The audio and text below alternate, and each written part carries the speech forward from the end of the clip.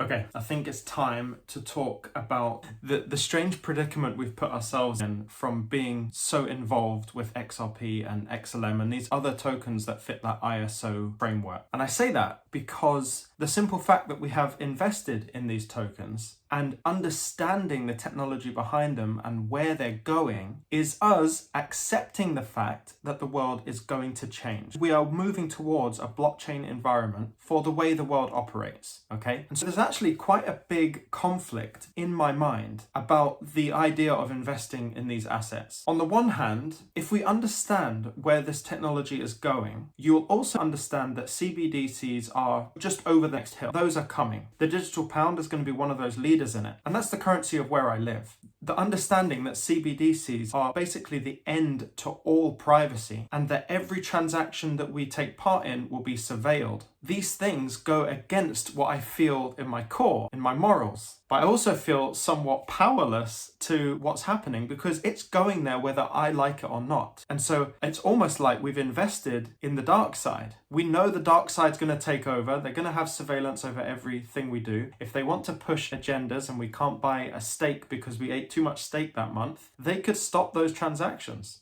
But after all the research and all the digging and everything, here are my options. My options are either to join the dark side and get paid in the process, and that's investing in the likes of XRP, for example. Or when the whole financial system changes, I get left behind. And I'm just one of those 99% that get left behind. And so looking at it as an inevitable, you have to make your choice. And so logically, the choice is to go for the dark side. And so I'm at conflict with that. And so I know many of you in the audience are too. I see the comments. And it's the same thing as going to a bank for staking or custody. It's joining the dark side, right? And over the last few days, I've just had this switch in mentality. Not a complete switch, but a switch into the side of privacy and gaining knowledge of an individual and the requirement for individuals to increase their knowledge. Let me start with the latter point here. I think moving forward, we need to start understanding the industries that we are looking to outsource many of the services too. I'm talking about custody. I'm talking about everything that goes into custody, how to shard keys, safe places to secure your crypto, all the different ways you can secure your crypto with encryption. Why would we let the institutions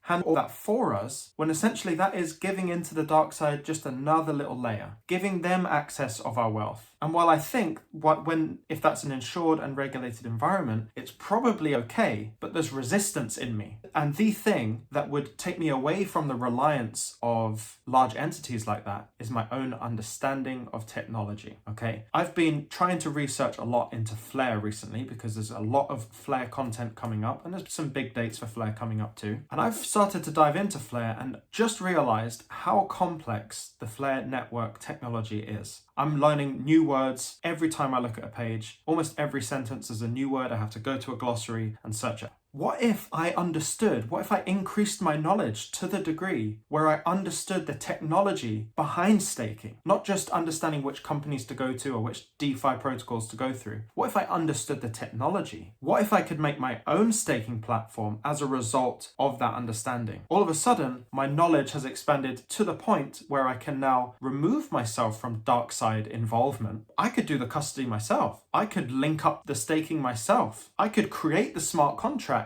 within Flare to create the staking and the whole system I'm looking for that interest myself. How? Because I know it. I haven't outsourced that knowledge to an entity in the dark side, one of the banks, one of the institutions, right? And so I'm slowly realizing that the only way to rebel against the movement of the world is to actually take ownership of your knowledge and understanding and apply it. And this is no easy thing, right? This would be reserved for the 0.1% of the 1%. Those people will understand the technology and be able to separate themselves from the powers that be as much as possible, although it's not going to be 100% possible, right? It's going to be a completely different world. And that brings me onto my other separation point. Because everything is going to be surveilled to such a degree, what would it be like, or what do we need to be invested in to limit that surveillance on us? And where it comes all the way back round to is gold and other assets like gold, copper, silver, whatever. I'm going to get into why that's important, but I'm going to play a clip from the Black Swan Capitalist YouTube channel where they interviewed Simon Hunt. And I'm not going to explain too much, I'll just play the clip. Which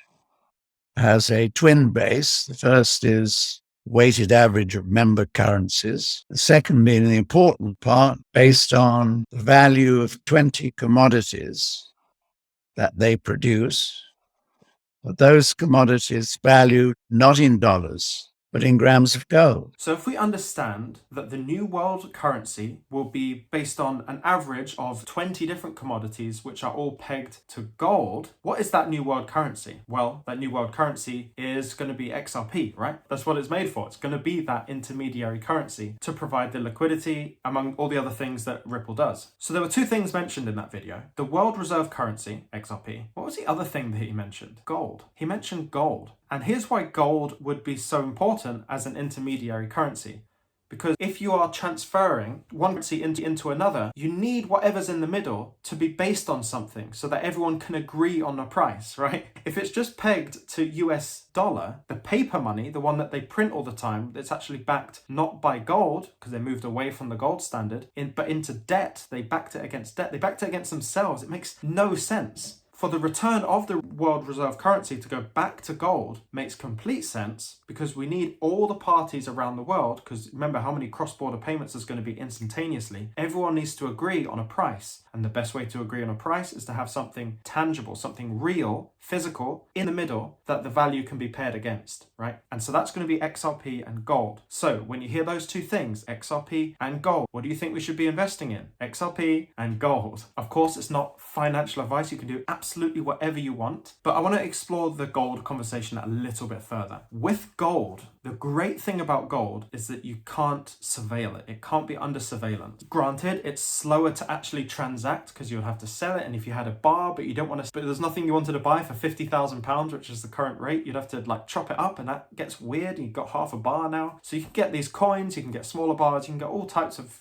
gold. But what they can't do digitally is track physical gold, right? They can't track the payments of physical gold. It's got me to thinking that if I want to rebel against this surveillance system that's coming with CBDCs and like the social credit system, and maybe you have an X amount of time to spend X amount of money like China do, in that kind of wild situation, it might be good to have some assets, some value stored that you can turn into cash at any moment, albeit slowly, but it can't be surveilled. Maybe this is really interesting. And so my plan is, once October is over and I've finished accumulating my XRP, I am going to start accumulating gold and silver. And I also understand that gold is about to undergo a whole new valuation. So the value that it is right now is going to be scrapped, and it's going to be reevaluated based on its new purpose as the peg to the world reserve currency. So understand that that's coming, right? If it's going to be reevaluated, I'd imagine that price is going to go up, but obviously we have no crystal ball. But it seems like for the future that we're heading to, having unsurveillable, that's a new word for me. So if you're looking for gold, I'm sure you can find places to buy gold. For in the UK, it's the Royal Mint. Maybe I'll talk more about gold in the future as this means to separate ourselves from what's coming. But I know in the UK, you can buy them from the Royal Mint. I'm unsure as to where you can buy them in other countries. You'll have to search that yourself. Just make sure when you're on these websites, if you're trying to pay using crypto, which you can on some of these websites, some of those websites get cloned and are scams. So actually I would avoid using your crypto and letting go of your valuable crypto and actually just buy with fiat currency. That would be truly changing from a worthless asset into a valuable asset. It makes complete sense. Obviously, I'm not telling you to do that. I'm doing that. That's what I'm doing. But if you want to consult someone, go and consult someone about what you do with your money. And that's another thing. You've got to know how to run your wealth management system, because you're going to do that yourself. You need to understand tax like an accountant. You need to understand how to structure companies from trusts to subsidiaries and how to move assets among them. You have to know that, and you have to take ownership. Look, this is it's a crazy world that we're moving into. And as I said, the conflict is there for me internally, as I'm sure it is for you. So big announcement. We actually closed the Discord to anyone else joining. It's now 2,200 people strong.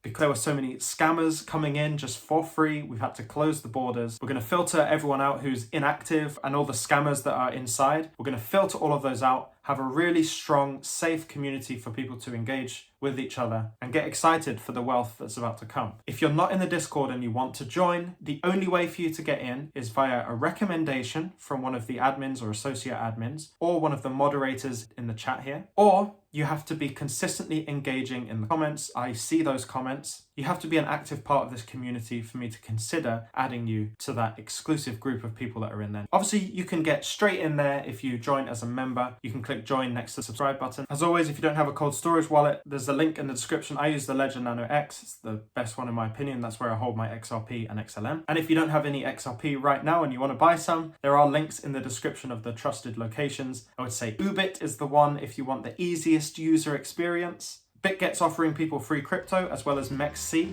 All of those links are in the description. Check them out. Get your XRP all over those platforms. Stay emotionless, and I'll see you in the next one.